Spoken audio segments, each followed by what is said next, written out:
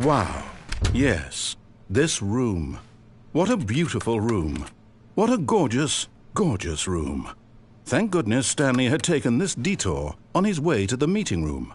Life without having experienced this room was now too horrible even to consider.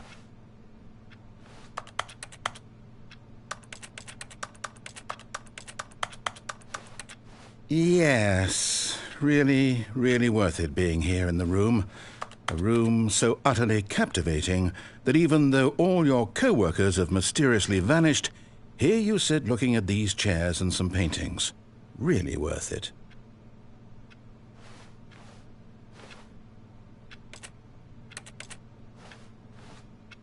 At this point, Stanley's obsession with this room bordered on creepy and reflected poorly on his overall personality. It's possible that this is why everyone left.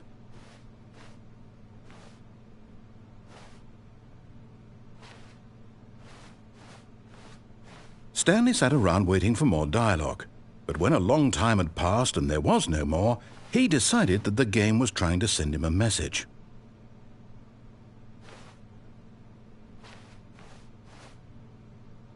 But at last, he'd had enough of the amazing room and took the first open door on his left to get back to business.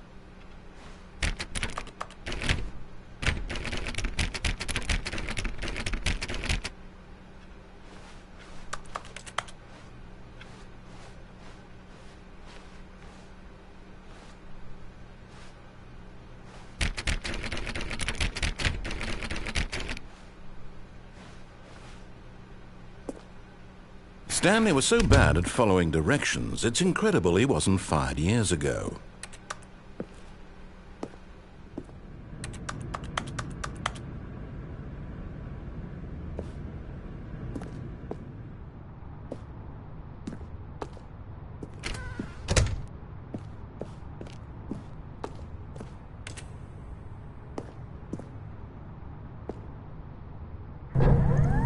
Look, Stanley, I think perhaps we've gotten off on the wrong foot here. I'm not your enemy, really, I'm not. I realize that investing your trust in someone else can be difficult, but the fact is that the story has been about nothing but you all this time. There's someone you've been neglecting, Stanley. Someone you've forgotten about. Please, stop trying to make every decision by yourself. Now, I'm not asking for me, I'm asking for her.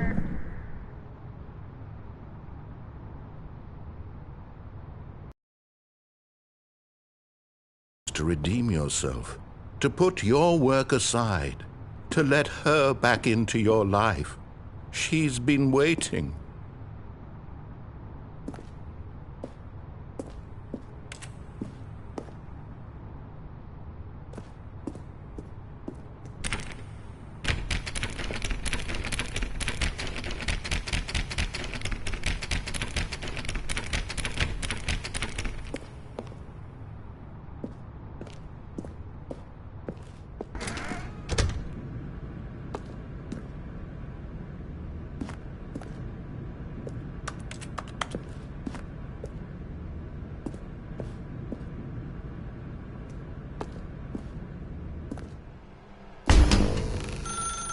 That's her, Stanley.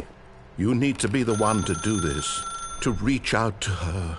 If you can truly place your faith in another, then pick up the phone.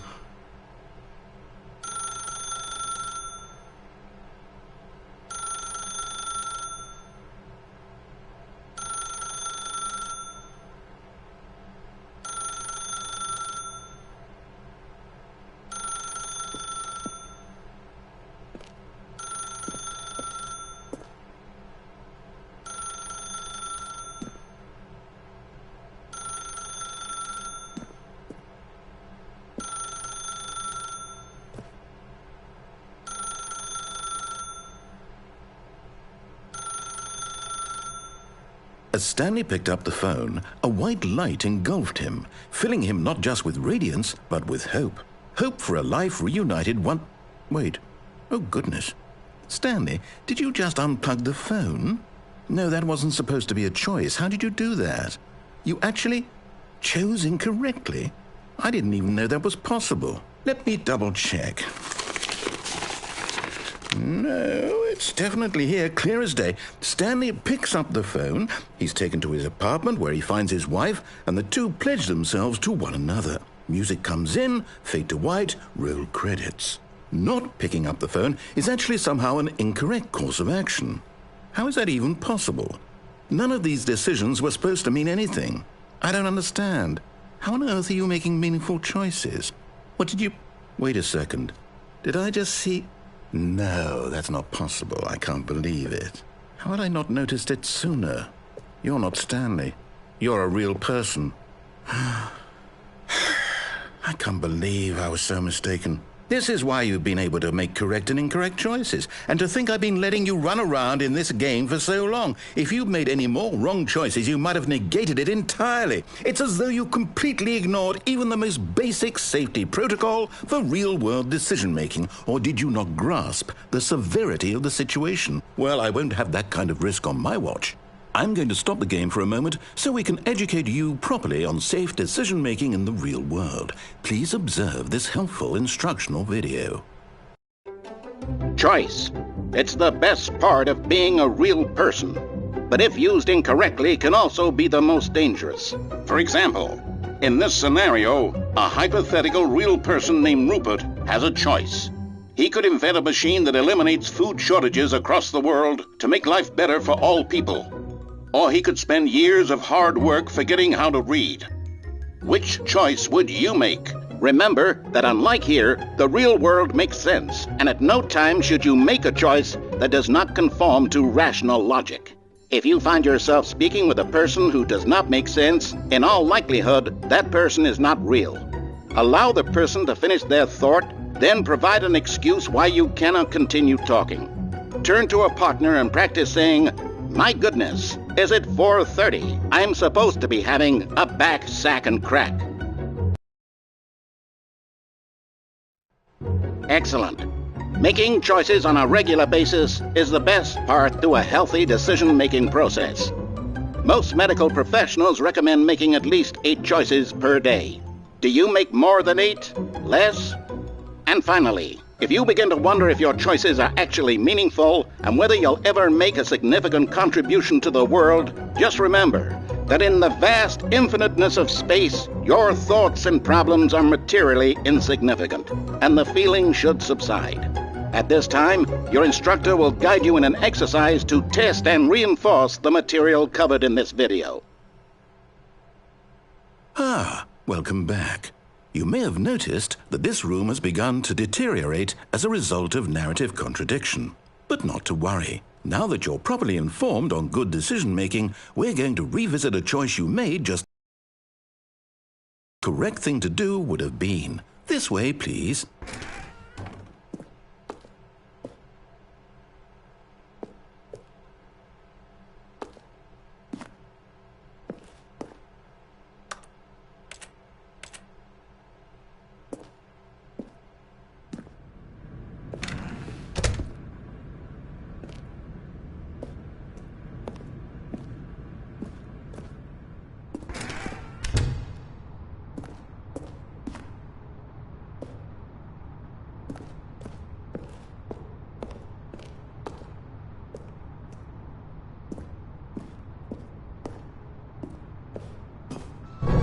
Now that we know your choices are meaningful, we can't have you jumping off the platform and dying.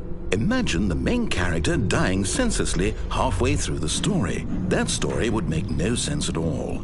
We just need to get you home as soon as possible before the narrative contradiction gets any worse. Unfortunately, it seems this place is not well equipped to deal with reality.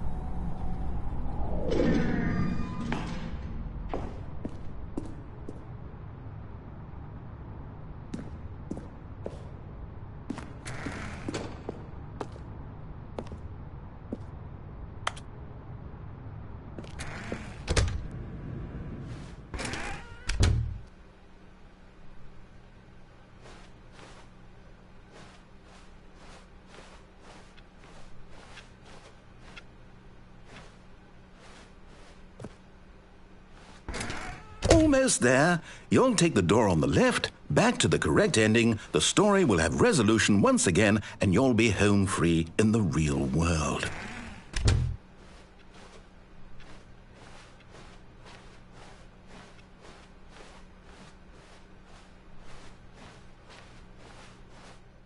Now remember, all you need to do is behave exactly as Stanley would. That means choosing responsibly and always putting the story first. I'm quite sure you'll be up to the task. Just follow my lead and you'll be fine. All right.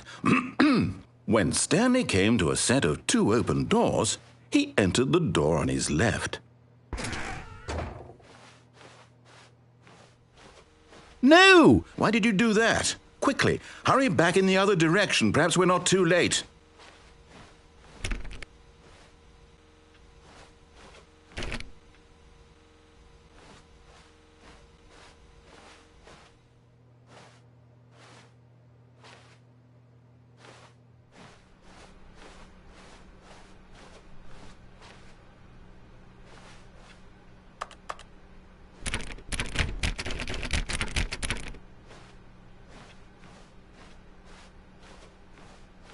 Oh, it's ruined. I can't believe, after everything we talked about, that my story, you've destroyed my work. Why? For what? What did you get out of that? What did you think was so special about seeing the game undone, left here like so much garbage? It's worthless now. And what am I supposed to do? Even if there were a way to continue, would it be worth it? To know that my story is now incorrect? How can I go back to that?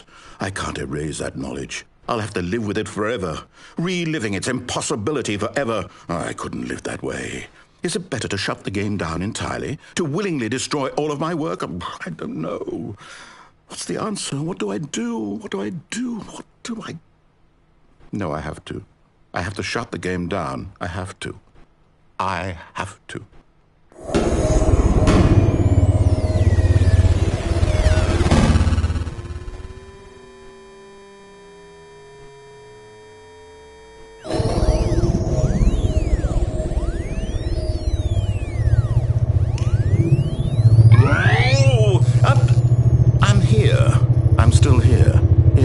Rubbish.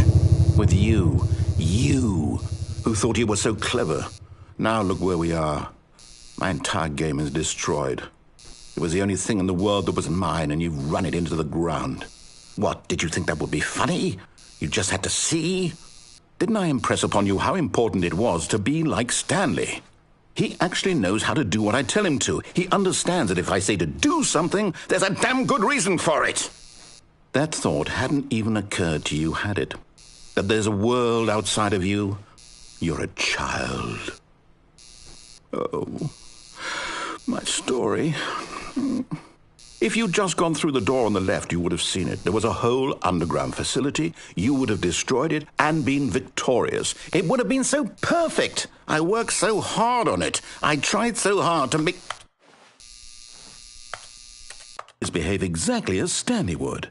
That means choosing responsibly and always putting the story first. I'm quite sure you'll be... All right. When Stanley came to a set of 2 open doors, he entered the door on his left. No! Why did you do that? Quickly, hurry back. Behave exactly as Stanley would. That means choosing responsibly and always putting the story first. I'm quite sure you'll be up to the task. Just follow my lead and you'll be fine. All right. When Stanley came to a set of 2 open doors, he entered the door on his left.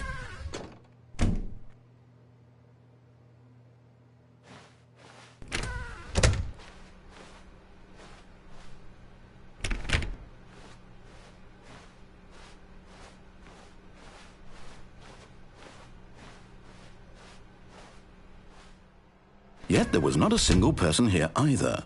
Feeling a wave of disbelief, Stanley decided to go up to his boss's office, hoping he might find an answer there.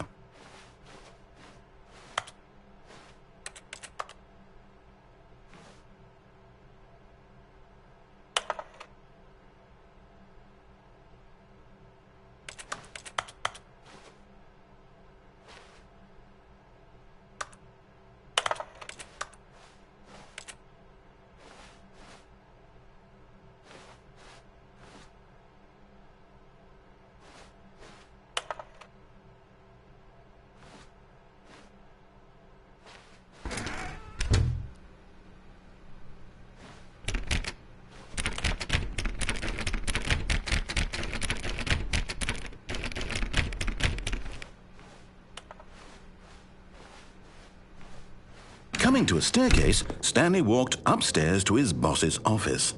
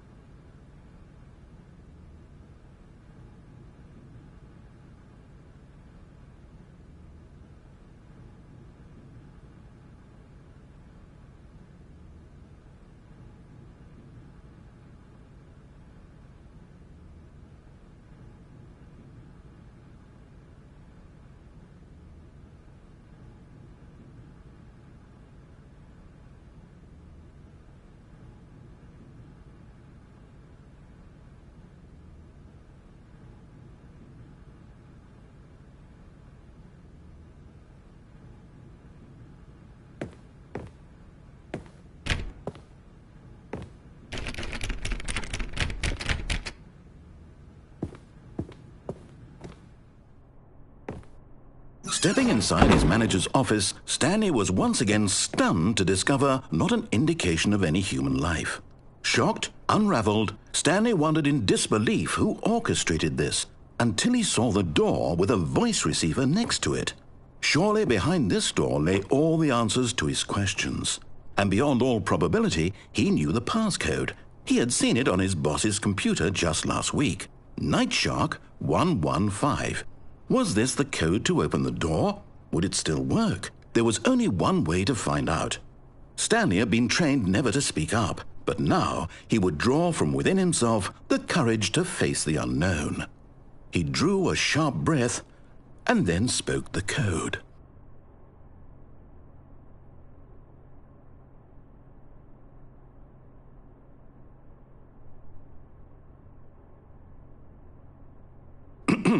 Stanley spoke the code. Night Shark 115. He spoke it into the receiver, right there on the wall.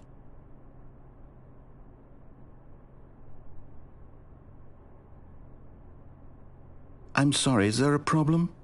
You didn't mishear me, did you? Please speak the code into the receiver. Otherwise we can't get on with the story. This is a crucial step.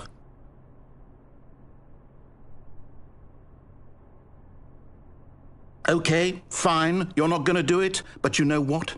It's pretty humiliating to bring you this far, only for you to suddenly decide you have better things to do. I asked you for this one single thing, for your respect.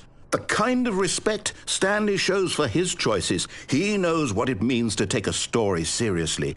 If you didn't want to see what I had to show you, then why did you come here? You had a choice, you know. You could have gone through the door on the right. You could have done whatever the hell you wanted over there. Why did you come this way? Speak. Say something to me. Explain yourself, you coward. You... When Stanley came to a set of two open doors, he entered the door on his left. Stanley? Hello? Are you... Is everything okay? Stanley, please. I need you to make a choice. I need you to walk through the door. Are you listening to me? Can you hear me? Is everything all right? Stanley, this is important. The story needs you. It needs you to make a decision. It cannot exist without you. Do you understand me? Whatever choice you make is just fine. They're both correct. You cannot be wrong here. We can work together. I'll accept whatever you do. I simply need you to take that step forward, please. Choose. Do something. Anything. This is more important than you can ever know. I need this. The story needs it. So, you hear me? Are you there? Are you listening to this? Stanley, are you there? Okay. It's okay, I can wait. You need time to decide. Time to make sure your choice is correct. That is the best choice. That's all right. I'll wait for you to decide what's the right thing to do. Take as much time as you need.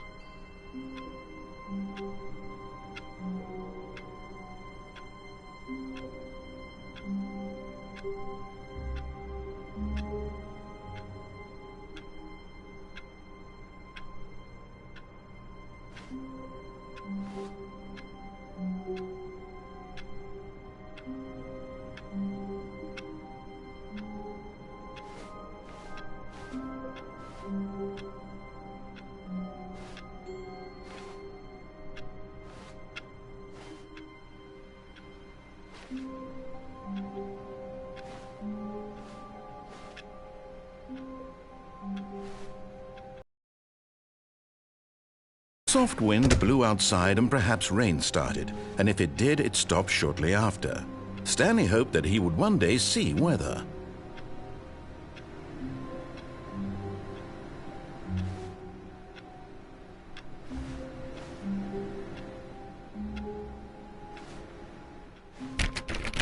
Oh, please. Are you really just doing this for the trophy? Click a door 5 times? Is that all you think a trophy is worth? No. I can't just give these merits away for such little effort. A measly 5 clicks?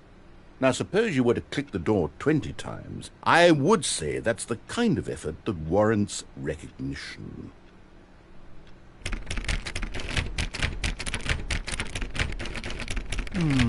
I have to say, I'm still not feeling the satisfaction of witnessing true effort for a noble cause.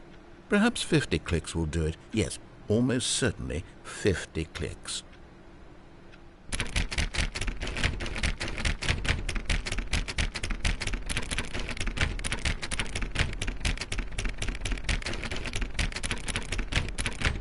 No, I'm still not feeling it. I want this trophy to have meant something. It has to be a true reward for valiant effort. I want to see some hustle, Stanley. I want to see commitment, a willingness to go all the way no matter the cost. Why don't you go put 20 clicks into door number 417?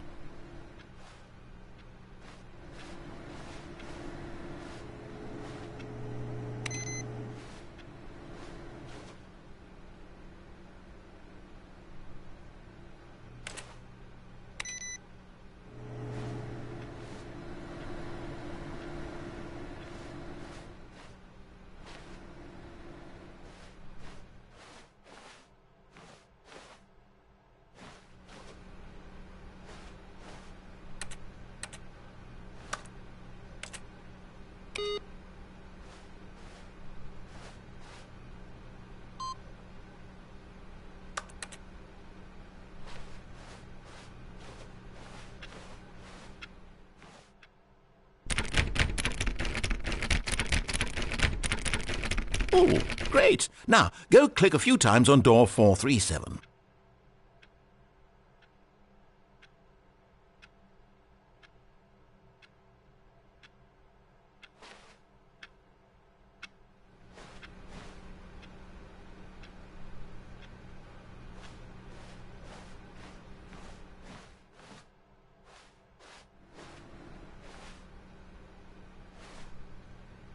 Excellent. I think we're getting somewhere. Now, door 415. Let's give it 10 clicks or so.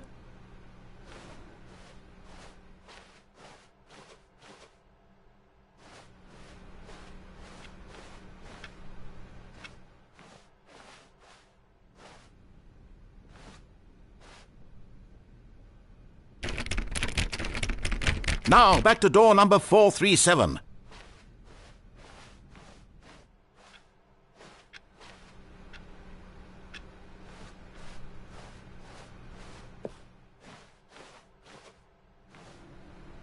Let's see. How about you click on, well, I don't know, the copy machine?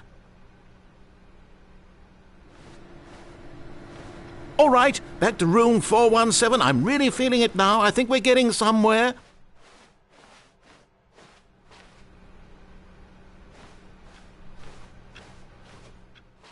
Okay, now go climb on employee 419's desk.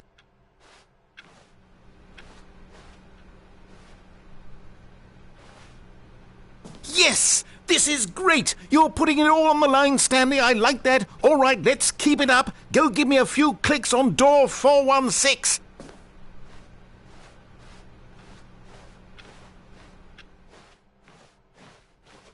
We've almost got it! Now the copy machine, do that one again!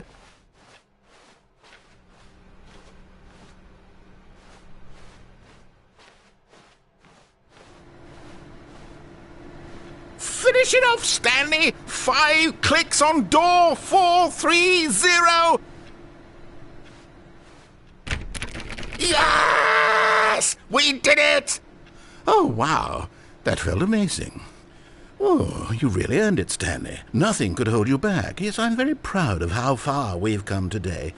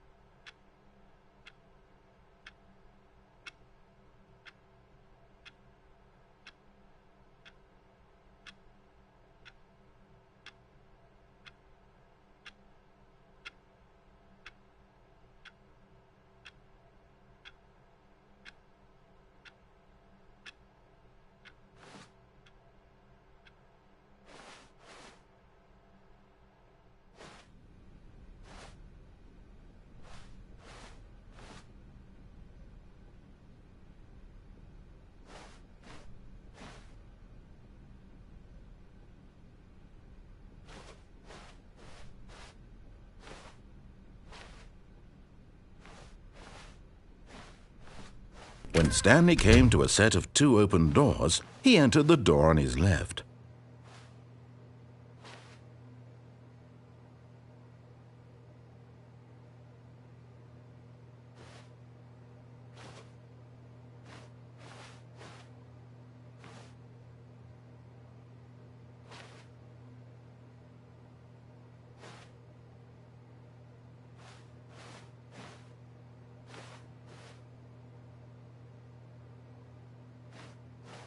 This was not the correct way to the meeting room, and Stanley knew it perfectly well. Perhaps he wanted to stop by the employee lounge first, just to admire it.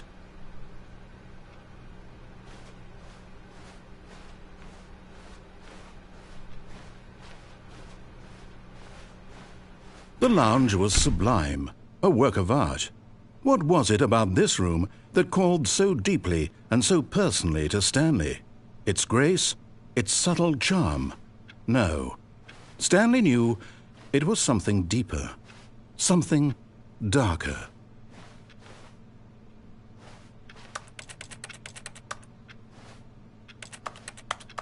Yes, really, really worth it being here in the room. A room so utterly captivating that even though all your co-workers have mysteriously vanished, here you sit looking at these chairs and some paintings. Really worth it.